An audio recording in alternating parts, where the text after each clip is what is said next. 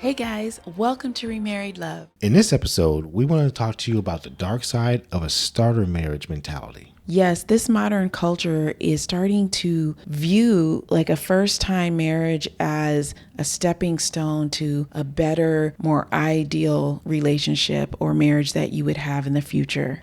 Yeah, it's kind of interesting to me that you're looking to get married one time only to be married again on purpose. Yeah, and seeing people in the remarriage community say, oh yeah, that was my starter marriage. Like this is my real marriage and that was my starter marriage. Yeah, that's disrespectful to marriage in itself. I think so because, both of us have been married before. We have. And I didn't view my first marriage as a starter marriage. No, neither did I. I was there to be married for life. Exactly. That should be the purpose. The purpose of marriage is to be in a committed relationship with one person for the rest of your life.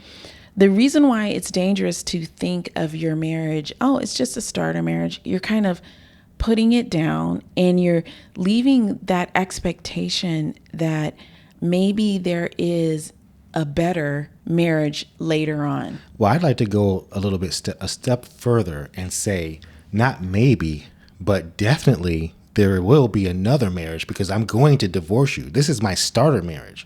So there will be a divorce and I'm going to remarry and I'm going to do things better or have a better life with somebody else, but you're not that person. That's basically what you're saying. What, when you call your marriage, your current marriage, a starter marriage. Oh, when you're calling it while you're in it. Yeah. Yeah. So we were referring to two different types of way people were referring to it. Some people were remarried and they would refer back to their marriage as a starter marriage, like almost putting down their first marriage. Yeah. And then there's people who are married currently and they'll talk, oh yeah, I don't care about this because this is my starter marriage. Yeah.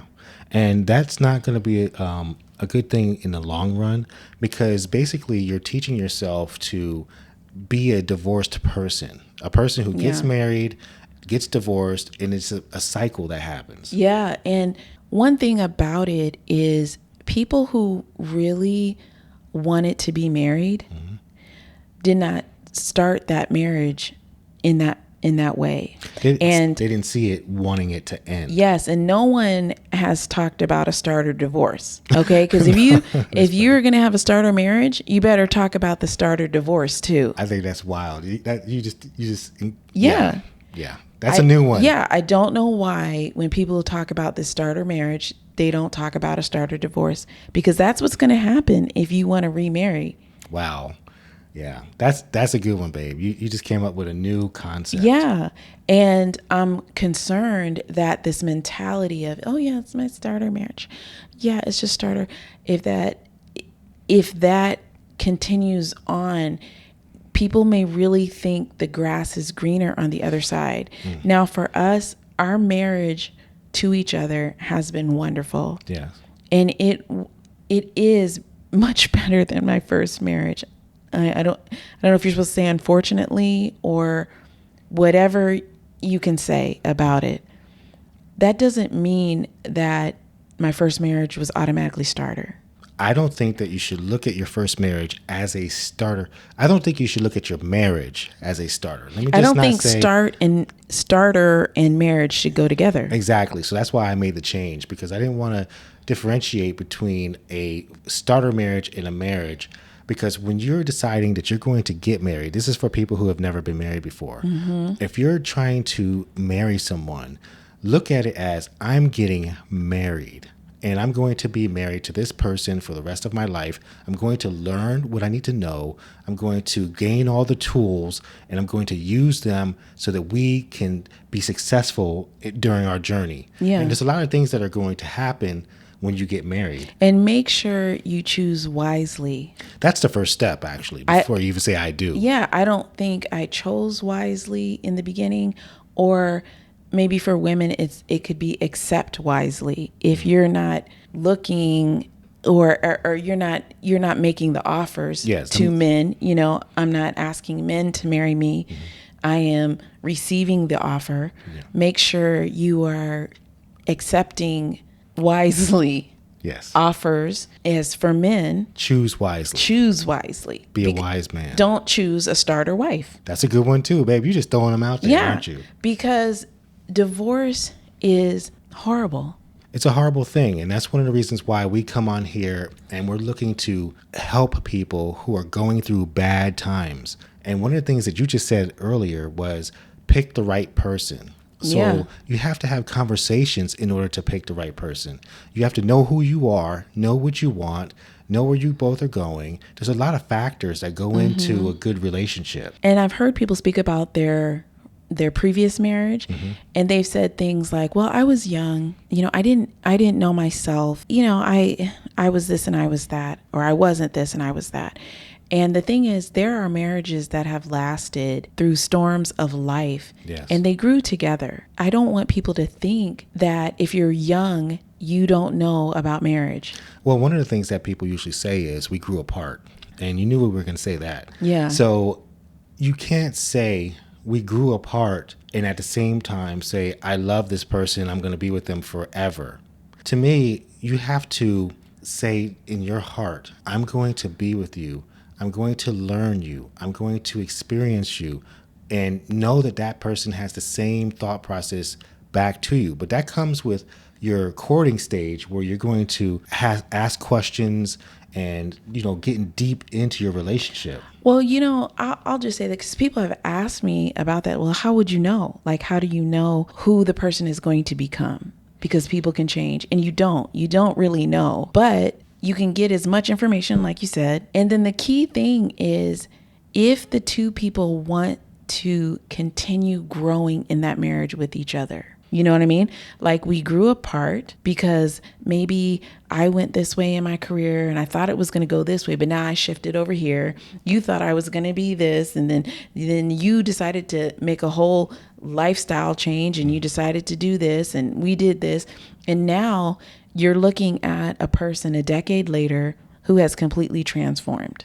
Right? Yeah. And now you are at the crossroads of, what am I going to do? What are we going to do? I think that in this society, we are not taking marriage as seriously in the bonding as becoming one. Yes. Because when you become one with a person, that is very hard to break up. Yeah, and you don't want to break it up, actually. Right, you don't want to. So you have to ask yourself, when you get married and you're changing and you're evolving, are you guys also, what do you call it, like working to become one, becoming one? That's what you want to do. And I've heard people that didn't seem like they ever became one in their marriage. Well, some people get married, but they don't want to be one. They No, want they want to be separately married. They want to have the status of being married, but they don't want to be one. I want to do what I want to do, but I want to be married to you. Yeah. Just don't tell me what to do. Yeah. And I want to go where I want to go. Exactly. Don't tell me where I can go. Or I want to be married and be with other people. Like, whatever it is, that's not going to work out. Well, to be honest with you, the origin of marriage is to have a separation. Not a separation from each other, but a separation from others in your marriage. That's right. And not just your parents. No, not just your parents. You're supposed to be separated from other people. If I'm a man, I should be separated from other women. If you're a woman, you should be separated from other men. And become one with each other. With your spouse. That was the origin and is the origin of marriage. So I was hearing this term starter marriage in blogs and in conversations in social media. And I was thinking that a lot of these people that I would hear their story seem to be a little bit more financially well off. Yeah. So I'm going on social media and in conversations now, this phrase starter marriage is just seeming to be, it's gaining steam. Yeah, it's like gaining momentum. Like, oh, it's just your starter marriage. Oh, don't worry, have a starter marriage. Yeah, I'm planning to have my starter marriage. And like, people are really talking like that. Or they said, that was my starter marriage, like you said. And if you think that a starter marriage is going to be the catalyst for a great marriage, That's not true. That's not true, because you have to put in the work. You have to gain new tools.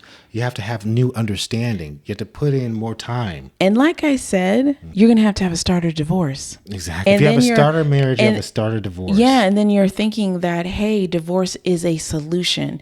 I'm not happy. Divorce is the solution.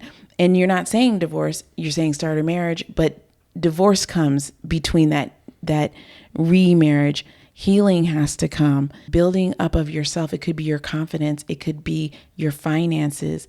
It could be your whole family, especially if there's kids involved. So there is a danger to me of having a starter marriage. To having starter and marriage together in a sentence in your mind, because you need to prepare for a starter divorce.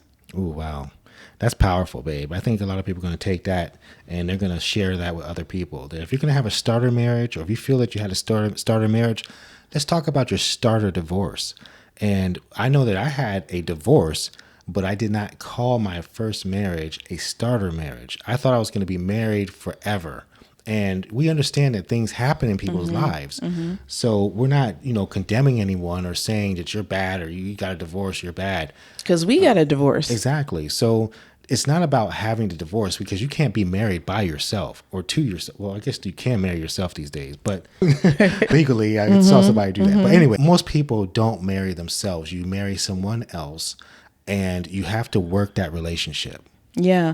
And it also, I think the danger is that it gives people a sense to think that a perfect match or a perfect person will come around the next time around. And even though that is a possibility, you have to get through the time that you're by yourself after had been married. You have to get through all the triggers, even if you wanted the divorce. Yeah. Because some people think, oh yeah, I'll just discard the person and my life will be great. But yeah, I think that a lot of people don't realize what comes with divorce. There's a lot of things that actually intangibles and things that you don't see, but indirect things that happen when you go through a divorce. I don't wish that on anybody. No. Because even if, like you just said, if you're the person who said, I'm going to divorce you to get rid of you, I'm going to get somebody better than you, or I'll be by myself, whatever the situation is, you still have to deal with some things by going through that divorce. Yeah, they think you're already saying you're going to be remarried. You're going to be talking about remarriage because it seems like you want to have a finished marriage. You have the starter one and then you want another one. You're already saying kind of like, I want another marriage. The bad thing is that you lived a whole marriage thinking it was starter. Or you lived a whole marriage thinking, well, I really wasn't the person I am now, or this or that, or whatever mentality you have to think that in your entire first marriage is not healthy. No, that's why I was saying that you have to have new tools, new thought processes, new ways of doing and being. Because if you feel like you have the mentality of a starter marriage, then how are you going to go from starter marriage to divorce status and the valley that happens during that time? Because you're not just going to pick up with another person and just have a glorious, marriage. And I don't even know what you call the next marriage. What's the new name for that?